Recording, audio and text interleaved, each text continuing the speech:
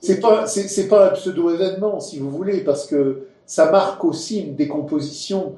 Euh, on n'imagine pas, quelqu'un claquer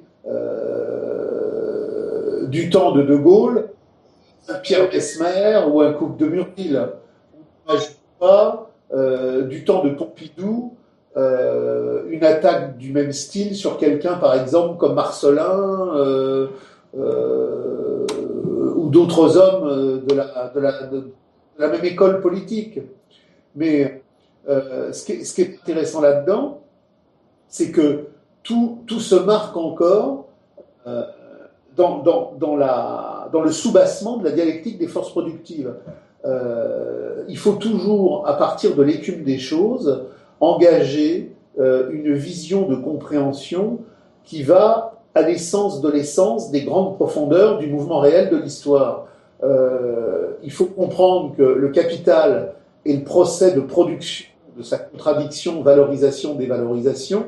Il faut toujours se rappeler que ce qui est la boussole cardinale de l'analyse subversive et de la pratique révolutionnaire, c'est de toujours saisir et de toujours ressaisir la problématique de la baisse du taux de profit et la problématique de la totale déliquescence du capital qui en résulte aujourd'hui dans ce qui annonce la crise terminale. Donc, la claque, la déliquescence du PS, la déliquescence annoncée aussi sous une autre forme de la droite du capital.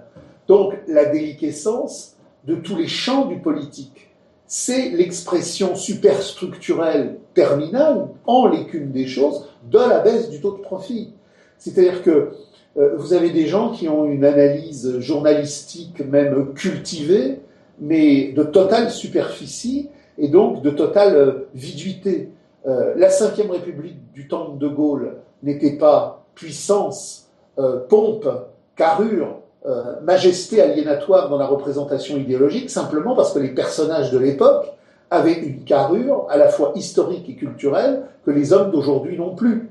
C'est vrai que si je fais un trajet historique symptomatique de Gaulle à Pompidou, de Pompidou à Giscard, de Giscard à Mitterrand, de Mitterrand à Chirac et de Chirac à Sarkozy jusqu'à aujourd'hui à Hollande, j'ai une totale déstructuration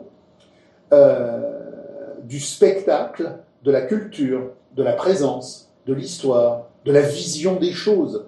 Mais c'est pas parce que de Gaulle à Hollande, en passant par tous les méandres successifs de la décomposition, on est passé d'une vieille France solide, culturellement enracinée dans un vrai savoir historique, à une décomposition dans l'acculturation contemporaine. Tout ça doit être relié dans une vision déterministe et radicale à la grande usure de tous les soubassements du pouvoir de l'aliénation marchande qui, de Gaulle à aujourd'hui, a vu progressivement émerger la fin de la reconstruction, puis ensuite le surgissement de la crise montante du capital qui, de 68 jusqu'à 2017, n'arrête pas d'éroder, dessouder et totalement désagréger le temps du spectacle aliénatoire. Donc, la gauche du capital en décomposition sous une forme déjà bien avancée.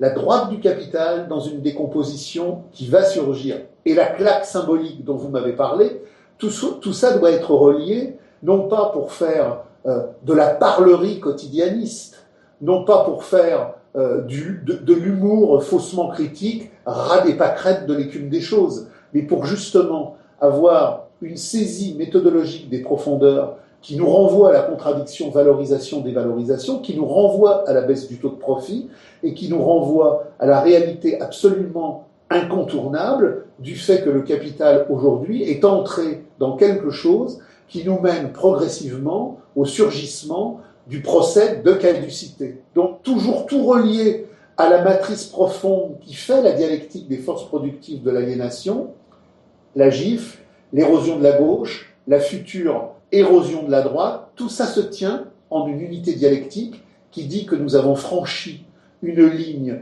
de démarcation entre un capital qui tant dans son infrastructure que dans ses superstructures, est en train aujourd'hui de s'invalider de plus en plus, puisqu'il est dans l'incapacité de reproduire les conditions de validité de la domestication qui lui est nécessaire. La chose qui est certaine, c'est qu'il existe de très fortes probabilités que l'appareil idéologique du PS soit réellement parvenu en fin de course et qu'on ait, une candidature Mélenchon, une candidature Le Pen, une candidature Fillon, une candidature Macron, qui soit en stabilisation vers un second tour, mais que, quelle que soit l'issue de la primaire du PS, le PS est en train de terminer le cycle du congrès d'Épinay tel que Mitterrand l'avait fondé. On a eu des reconversions, on a eu des usures, on a eu des éclatements, mais on peut dire qu'aujourd'hui, le PS est en phase terminale. La création du PS, nouvelle formule sur les ruines de la SFIO, telle que Mitterrand l'a créée au congrès d'Épinay, bon, c'était la gigantesque envolée d'une idéologie aliénatoire qui permettait à la gauche du capital de faire rêver les gens pour les grandes restructurations géopolitiques et géosociales de la modernité aliénatoire dans le cadre des restructurations de l'OTAN, du FMI, du commerce international. On est aujourd'hui au bout de ça, il n'y a plus rien. Il n'y a plus rien. Et d'ailleurs, on le voyait hier soir, à titre documentaire. Moi, je me suis contraint à regarder les primaires, tant de la droite du capital que de la gauche du capital.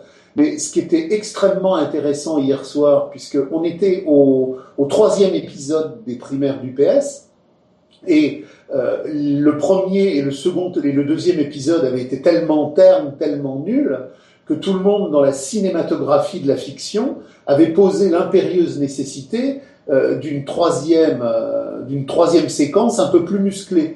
Donc hier soir, tout le monde faisait la comédie du plus pointu, du plus creusé, mais c'était essoufflé. On sentait la fin de règne, on sentait la décomposition finale. Il n'y a plus rien, il n'y a plus rien. Et au moment où a été posé le problème, entre autres, de la politique étrangère, on a eu sept petits soldats au garde-à-vous des impératifs militaires de l'OTAN sur la Syrie, sur l'Irak, sur Daesh, sur Bachar el-Assad. Donc on est véritablement au bout de la caricature complètement crétinisante. Donc c'est vraiment la mort du Congrès, c'est la mort de ce que Mitterrand avait mis en marche au Congrès d'Épinay. Il n'y a plus de PS, et on va d'ailleurs voir que quel que soit le résultat de la primaire, toute une partie des vieux éléphants de l'appareil bureaucratique vont rejoindre Macron. On sent plein de choses autour de Hollande et de Ségolène Royal, ainsi qu'au-delà de cela, sur plein de périphériques institutionnels du PS. C'est la mort annoncée de l'idéologie de la gauche du capital dans sa variante social-démocrate classique.